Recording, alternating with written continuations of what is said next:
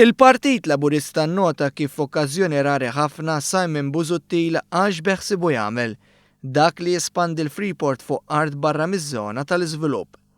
Taret marrieħ il-weda tiegħu li ODZ is ODZ, bla wisq taħbil tal-moħħ qabad u ddeċieda li jrid jibni fuq art agrikola qal il-Partit Laburista. Il-Partit Laburista żied li Busuttil irid ikabbar dak li għar-residenti ta' Birzebbuġa u l-madwar diġà jfisser inkonvenjent.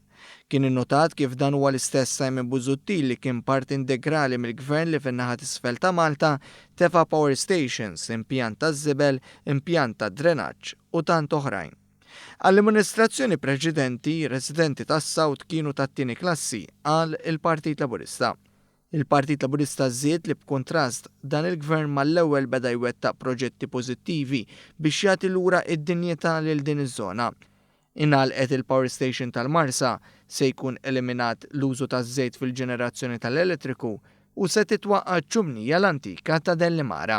Se jitneħħu it-tankijiet tal-gas f'Birzebbuġa kien attirat lejn is-Sawt l-akbar investiment dirett barrani fl-edukazzjoni u sar pitch tal-water polo u tal-futbol il-komunità ta' Birzebbuġa.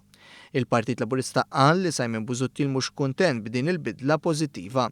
Għalhekk ixxokkja ruħu meta sema li l-Prim Ministru jgħid li ma jaqbilx li tkabbar il-Freeport.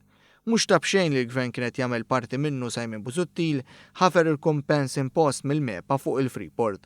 Intqal li dan il-Gvern b'differenza se insisti li l-Freeport ħallas il-kumpens ta' €1,000,000 biex il-familji u n-negozji jingħataw in-nifs. Il-Partit Laburista qal li filwaqt li Simon Busuttil ma jimpurtax min-naħa t'isfel ta' Malta, dan il-Gvern sibqa' jaħdem biex iż-żoni kollha ta' pajjiżna, inkluż in-nofsinhar, joffru kwalità ta' ħajja aħjar lir-residenti tagħhom.